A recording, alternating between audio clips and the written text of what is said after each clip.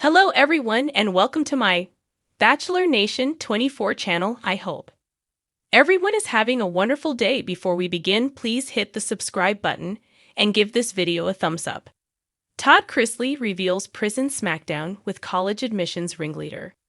Chrisley Knows Best star Todd Chrisley has revealed that he got into a huge fight with one of his fellow inmates and was nearly sent to a different facility because of it. The real estate entrepreneur, who was sent to federal prison Camp Pensacola in Florida after being convicted of bank fraud in 2022, discovered that another high-profile inmate, Rick Singer, was also serving his sentence there. Singer infamously orchestrated the 2019 college admissions scandal involving celebrities like Lori Loughlin, Full House, and Felicity Huffman, Desperate Housewives. He was ultimately sentenced to prison for helping wealthy families cheat their way into elite universities. Apparently, Singer clashed with Chrisley, who revealed on the Unlock It with Savannah Chrisley podcast that he called Singer a snitch in response to his claims of being set up by the FBI. The tension between the two inmates escalated a few months later when Singer allegedly started attacking Chrisley's daughter, Savannah. This led to the father of 5 confronting Singer and warning him against talking about his family.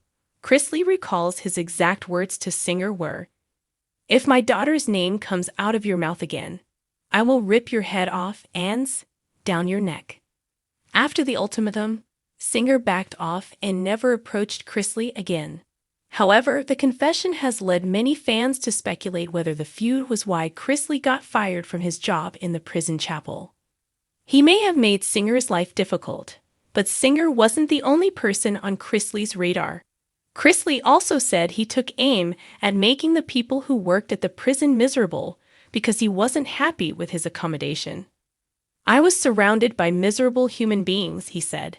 "Every day I got up, and it was my sole intent to make their life even more miserable because they were there to make our lives miserable." Todd Chrisley's wife Julie also appeared on the podcast and said her prison conditions were harsh, calling the officers miserable human beings. President Donald Trump pardoned the couple, who are now planning to move to Charleston, SC, and return to reality television. From the velvet drapes of a Nashville mansion to the clanging gates of a federal prison, Todd Chrisley's life had already taken the kind of turn no reality TV producer could script. But even behind bars, the king of Southern charm and sarcasm found himself in the thick of drama once again, this time squaring off against none other than the mastermind of the infamous college admissions scandal, Rick Singer.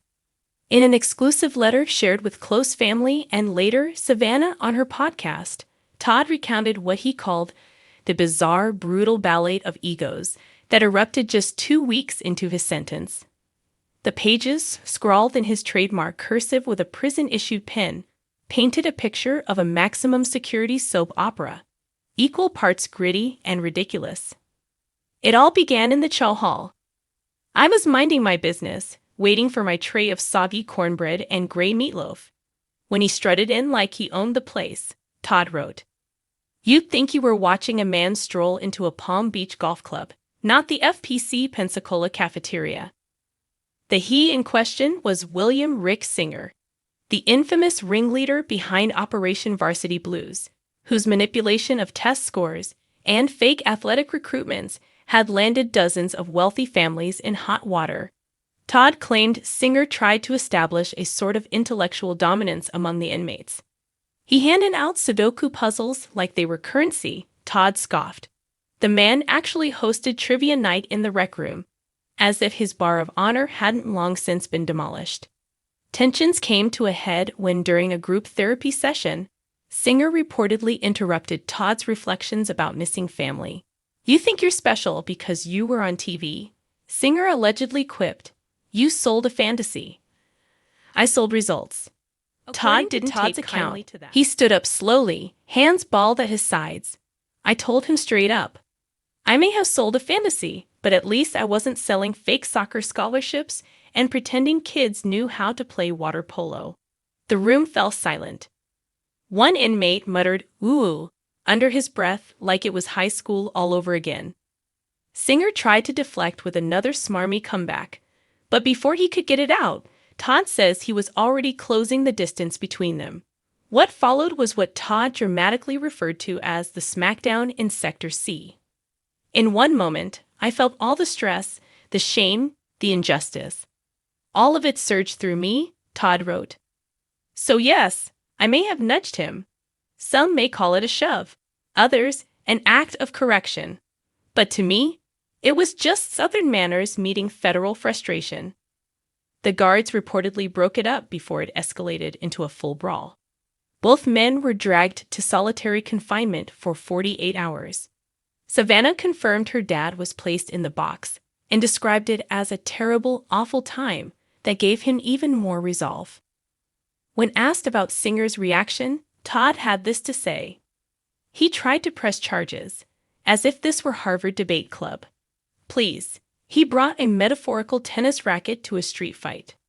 Following the incident, prison gossip spread fast. The Real Housewives of Cell Block D, as Todd sarcastically referred to them, whispered about the throwdown in hushed tones at mealtime. Singer, meanwhile, allegedly avoided Todd and refused to even make eye contact. One surprising twist, Todd gained unexpected respect from other inmates. One guy, used to be a banker on Wall Street, passed me a note during laundry duty. It just said, "Thanks for saying what we were all thinking." Todd said it was the first time he laughed since the trial. Despite the absurdity of it all, Todd's reflections took a more serious turn in the final part of his letter. He admitted that while the incident gave him a strange sense of vindication, it also left him thinking deeply about pride and pain. "I didn't come here to fight, physically or otherwise, but being locked up with a man who represents the rot in elite privilege, the kind that gave families what mine never had. It tested my restraint," he wrote. He ended with a message to his fans. Prison strips you bare, and not just of designer clothes and manicured lawns. It takes your illusions, one by one, and replaces them with raw truth. Mine is this. I am still learning how to carry my guilt, my faith, and yes, my sup and sass, with grace. But I promise you, I'm walking out of here stronger, not angrier. Savannah, who read excerpts of the letter on her podcast, Unlocked, was emotional as she recounted the altercation. "I don't condone violence," she said, "but I also know my dad, and I know he's not just surviving, he's standing his ground." Todd's lawyers declined to comment on the Smackdown, except to say that Mr. Chrisley continues to pursue his appeal and remains a model inmate, even in tense circumstances. As for Rick Singer, insiders say he requested a transfer to a different block not long after the incident. No official statements have been made, but prison staff reportedly jokingly refer to his new housing as the quieter side of campus. In the end, Todd Chrisley may not have walked away from that cafeteria brawl with a trophy or a medal. But in his mind, and in the opinion of some fellow inmates, he'd won a different kind of victory. One that, for a brief, ridiculous moment, made him feel like he wasn't just another number in the system.